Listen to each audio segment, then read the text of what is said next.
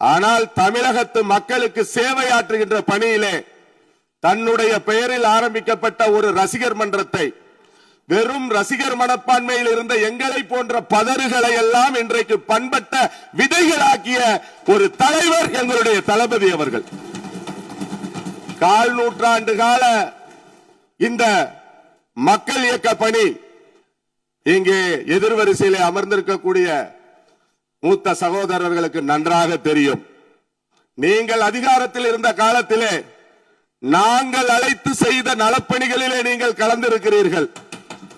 எங்கள் கால்கள் படாத கிராமங்கள் கிடையாது. எங்கள் இயக்க தோழர்கள் பயணம் செய்யாத ஊர்கள் கிடையாது.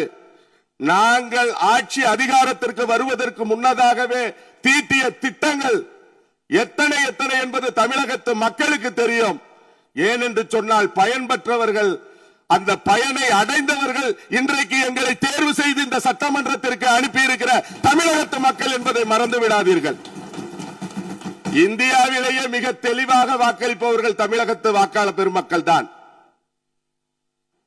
நாங்கள் மீண்டும் ஒன்றை சொல்லிக்கொள்ள கடமைப்பட்டிருக்கிறோம்.